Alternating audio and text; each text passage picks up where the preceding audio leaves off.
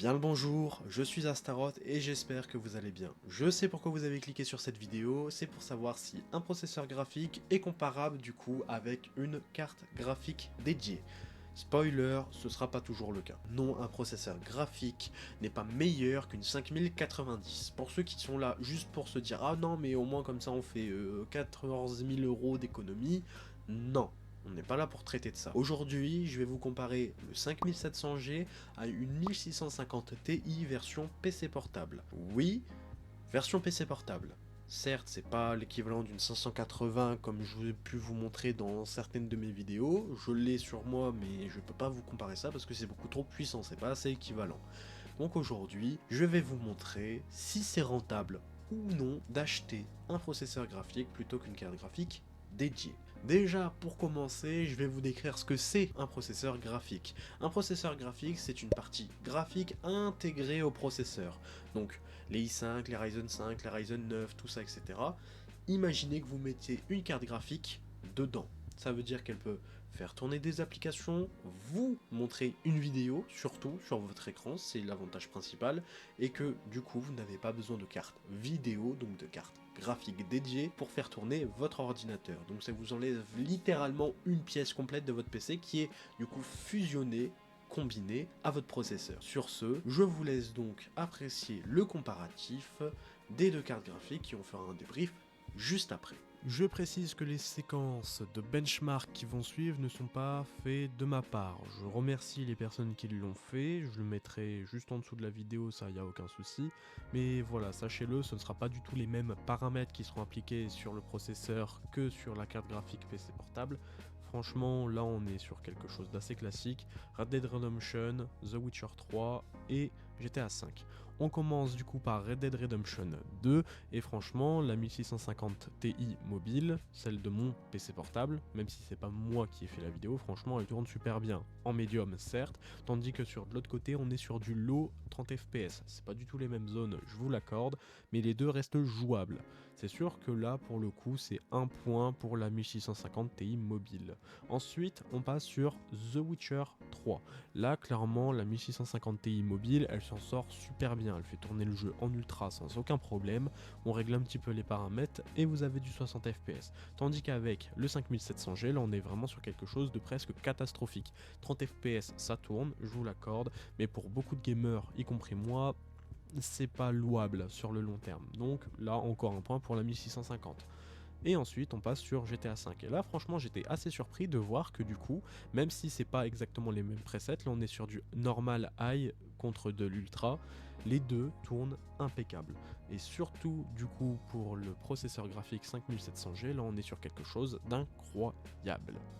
Je pense qu'on est tous d'accord pour dire qu'une carte graphique dédiée est forcément meilleure qu'un processeur graphique. Je suis désolé pour ceux qui s'attendaient à un truc de fou, mais là voilà, je peux pas faire beaucoup plus que ça. Je suis désolé, mais là non. Par contre, j'ai deux petites choses à vous dire. La première, c'est que oui, un APU est pas si mal quand on attend une carte graphique ou seulement quand des gens des joueurs occasionnels et qu'on joue à des petits jeux. Roblox, Rocket League, League of Legends, ça tournera, y a aucun problème. Même Valorant, Counter-Strike, ça tournera. Ensuite, pour attendre sa carte graphique, franchement, vous l'avez vu, GTA, ça tourne. Si vous jouez à ça comme jeu, GTA, ça tourne. Aucun problème. Et franchement, moi j'ai eu un processeur graphique. Oui, je l'ai utilisé et non, c'était pas si mauvais que ça. C'est sûr, ça n'a rien à envier à une carte graphique dédiée comme la 580. Celle-là, là, je vous en parle à chaque fois, mais elle existe, hein. Elle est pas fake, j'ai pas juste le carton. Elle tourne, elle fonctionne très bien. C'est sûr qu'une carte graphique dédiée est toujours mieux qu'un processeur graphique. Jusque là, je vous apprends rien, tout va bien dans le meilleur des mondes.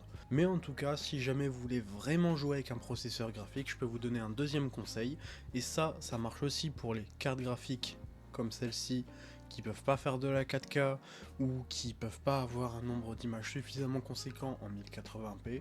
Petit conseil, jouez en 900 ou 720p, c'est tout.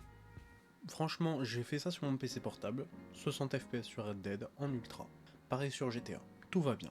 Et on dirait pas comme ça, mais la 900p et la 720p, c'est de la HD encore, hein. C'est juste une toute petite résolution, en dessous de la 1080p. Alors pour sûr, oui, c'est totalement différent de la 4K. Ça, je vous l'accorde, les gens qui jouent en 4K en même temps, ils représentent quoi? Même pas 5% de la population du monde du gaming? Bah non, faut arrêter, les gens jouent en 1080p, à la limite 2K, mais non, les 95% des gens jouent encore en 1080p.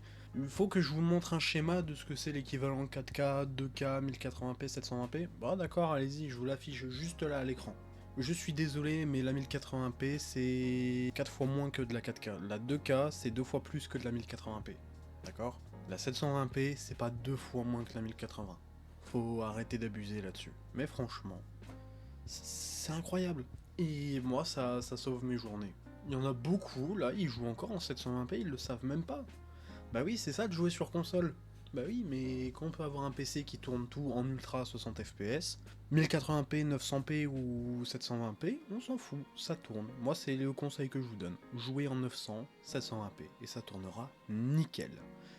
Donc voilà, je sais, peut-être que vous attendiez à beaucoup plus que ça, peut-être à un résultat tellement stratosphérique. Ah non, mais au final, on nous arnaque à acheter des GPU. Non, vous inquiétez pas, c'est pas de l'arnaque. Mais juste, bah voilà. Au moins ça vous sert d'information, et honnêtement, bah je pourrais pas faire beaucoup plus.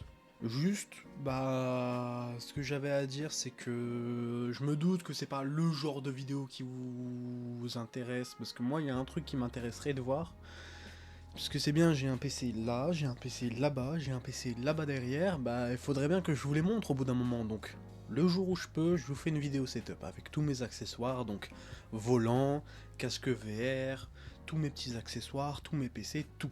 Vidéo setup globale, complète. Je vous le promets. En plus là je suis en train d'essayer de fabriquer une pièce pour un simulateur automobile. Vous savez les gros trucs là bizarres où les gens ils mettent leur volant et c'est du fait main. Bah, je vais essayer de faire un truc, mais moins bien. Et il y a un truc que je voulais faire aussi, c'est que vous voyez, j'ai ma petite station de base là derrière. Je voulais faire du BeamNG en VR, et franchement, depuis mon bureau, vu que la station de base est vraiment juste à côté, c'était pas foufou. Parfois c'est déconnecté, parfois c'est pas reconnu, donc je préfère être au centre, avoir un casque VR avec mon volant, comme ça les deux sont connectés, je peux vous faire une vidéo super bonne. Donc bref. J'espère que la vidéo vous aura plu, n'hésitez pas à vous abonner, activer la cloche, un petit commentaire, un petit pouce bleu. Mais voilà, si jamais vous avez d'autres idées de ce que vous voulez voir comme type de vidéo, il n'y a pas de souci. Les commentaires sont faits pour ça. Sur ce fut un plaisir de vous servir. C'était Astaroth.